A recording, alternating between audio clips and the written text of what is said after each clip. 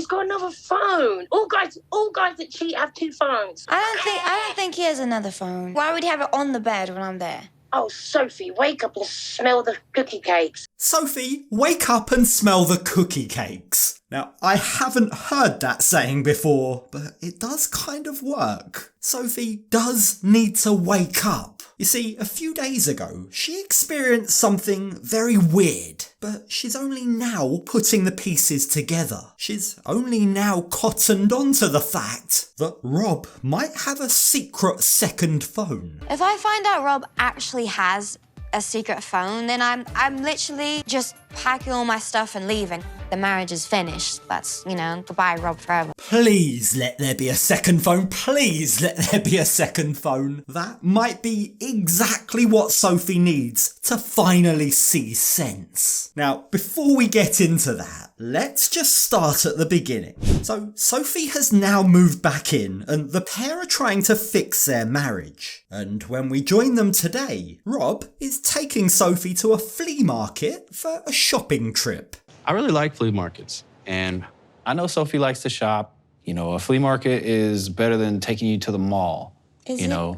Look, credit where credit's due. Rob is trying here. He knows that his wife likes to shop, so he's thought of a cute date activity that includes her favourite pastime. But the problem is, it's kind of backfiring. This is really highlighting their differences. You see, although shopping is her favourite pastime, Sophie likes shopping in shopping malls. She thinks of herself as glamorous. But Rob, by comparison, sees himself as a down-to-earth, working-class, humble guy. We don't have flea markets in England. It's kind of just like an outdoor mall with secondhand stuff. That kind of sounds like a flea market. What are you talking about, Sophie? Let me just stop you right there. As someone who was born and raised in London before I moved to the States to marry my wife, I can definitively tell you that there are flea markets in England. In fact, they have some of the world's most famous markets. This is the thing with Sophie. Sometimes she comes across as being so intelligent, particularly when she's talking about her mum or her past. But there's plenty of other times where she comes across as a bit of a scatterbrain, a bit ditzy. I think I'm drawn to this one. Well, that's good, because amethyst is the best of these crystals that are out here. It's for insight, clarity, and also clairvoyance. Now, little do Sophie and Rob know that the man they've just stumbled across claims he's a life coach, and he just so happens to be hawking crystals at a local flea market. Yeah, winning combo. Now, Rob jokes that Sophie only picked the amethyst because it matched her outfit. And Sophie laughs in agreement. But after this all-knowing life coach explains to her what clairvoyance means, suddenly she seems to take it very seriously. See, I've been knowing things before I even know them. And you always listen to them. It's your conscience saying, hey, something's going on here. Okay, maybe I was too quick to judge this Crystal Dumbledore. He seems to know what he's talking about. Remember, Sophie has claimed to have clairvoyant dreams in the past. She dreamed that Rob was cheating on her, and she woke up, checked his phone, and found out that he had been. But the question is this Sophie being a clairvoyant, or is it her having a gut feeling that Rob is a bit of a snake? Do you even know what that meant before today? I knew that I was something. I just didn't know the word for it. Paranoid. I don't think... Paranoid is a word. Rob has some audacity to say that Sophie's paranoid, especially as everything ended up being true. Is it paranoid if you think that your partner's cheating on you and then you find the proof? Yeah, I'd argue not, but go ahead, Rob. Gaslight away. It's what you do best anyway. Now, Sophie continues to ask for relationship advice from our resident crystal wizard, and it ends up with her and Rob just airing their dirty laundry. We bicker constantly, and he doesn't listen to me, and he... What don't I listen to you on? You don't Name listen one thing to that I me. don't listen You to. don't listen or understand. The life coach / crystal seller tells them to keep their hearts open and figure out how to communicate properly. before then promptly bringing the topic back round to them buying his crystal necklace. And just for good measure, he also claims he's a shaman. Wow, all of these credentials. This guy must really know what he's talking about. Well, whatever the truth, Rob and Sophie seem convinced. They really seem to appreciate his wisdom. And when we join them the next day, we can see that Sophie is taking it very seriously. Right now I'm just trying to make the place look a little bit more clean because obviously Rob is constantly bothering me about having to tidy, so I'm just making sure that I'm at least trying. Now, watching this, there is a part of me that feels bad for Rob. The fact that Sophie thinks that merely cleaning up after herself is her trying does say a lot about her messiness. But if being messy is her worst trait, then how do I put this? She's still winning over Rob when it comes to being a good person. No contest. So after she wipes down the bench, Sophie sits down to call her mum. After all, she has some very bad news to share. Yeah, I've moved back in with Rob. I think it was 2 weeks ago. Whoa. Why wouldn't you tell me this? Sophie hadn't even told her mum because she knows how her mum feels about Rob, and it's not good. Now, her opinions about her son-in-law are hardly a surprise. She is a protective mum after all, and Rob has broken Sophie's heart numerous times. But even with that being the case, Sophie's mum needs to tone it down a bit because it's causing a distance between her and Sophie. You see, Sophie is trying her very best to stay positive about her marriage, and she really doesn't want her mum's negativity to filter through. After our trip to the flea market, me and Rob realized that our relationship needs more than just the positive energy from the crystals.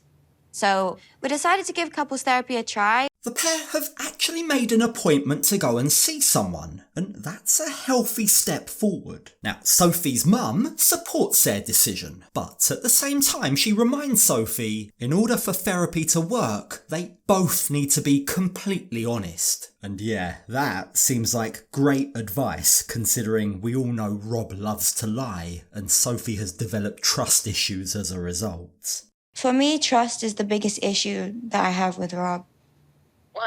Has any weird stuff been going on? Any more of that cheating stuff? Are you suspicious of anything? Now, you might be forgiven for thinking that Sophie should be able to say no straight away. No, Mum, Rob and I are trying really hard to save our marriage. But, unfortunately, this is Rob we're talking about. And if Sophie's face is anything to go by, you can already tell that something shady has been going on. So, what's happened? Well, Sophie reveals that the other day, she's convinced that she felt a phone vibrating on the bed, but it wasn't her phone, and it wasn't Rob's either. I don't know whose phone that is. But if you're vibrating phone, somewhere on the bed, maybe. Where was that coming from? Now, whoever's phone was ringing also happened to be connected to the home's Bluetooth speaker. And just to make it even more damning, Rob's voice was set as the voicemail. But, as ever, Rob's denying everything. Yeah, very, very suspicious. So what on earth is going on? He's got another phone. All guys that cheat have two phones. I don't think he has another phone. Why would he have it on the bed when I'm there? Oh, Sophie, wake up and smell the cookie cakes. Sophie really doesn't want to believe her mum. After everything that she and Rob have been through, if that were to be true, well, it means it would all have been for nothing. Now, luckily, her mum is there to shake some sense into her. The mystery call went through to Rob's voicemail, but Sophie saw that Rob's phone wasn't connected to the Bluetooth speakers. So, like it or not, all the evidence points to one thing, that Rob has a second phone. That means that phone near you isn't the one that was doing that. There's another frigging phone in the house that he had set up on Bluetooth. You've either got frigging ghosts in your house or he's got another phone. And as she finally takes her rose-coloured glasses off, Sophie is left with no choice but to accept that her mum is right. Something very shady, very secretive, very suspicious is clearly going on. What is Rob hiding? Why on earth does he have a second phone? And might this be the reason for their lack of sex life? He's been known to talk to women online and hide it from me. He knows I check his actual phone, so if he was to continue to talk to other women, he'd have to have a second phone that I don't check, so... Sophie's realisation comes with a new mission. She needs evidence, and she needs it right now. You see, Rob's out of the house, so there and then, whilst on the phone with her mum, she begins searching for the second phone. Now, personally, I'd assume that if Rob was willing to have it on him whilst lying in bed with her, then the chances are he's probably still got it on him in his pocket while he's left the house. But for some reason, maybe it's her clairvoyance, Sophie seems to think otherwise. Is there any places in the house that you don't go into? I'm gonna just check behind the tarantulas, actually. Oh my god. I'm gonna be pissed if it's not here, because...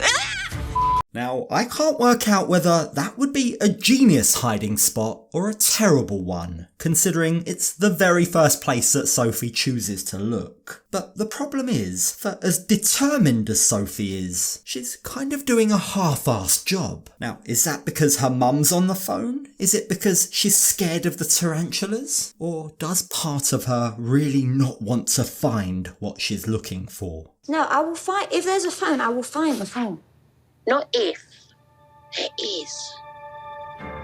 You need to accept that, Soph. There's Sophie's mum pouring her negativity on the situation, and then she wonders why Sophie doesn't update her frequently on her life anymore. Now, while undeniably this doesn't look good for Rob, it does look very, very suspicious, it's also far from confirmed. As of right now, there's no evidence, so until such time as she finds some, Sophie doesn't need to accept anything. What she needs is to find out the truth.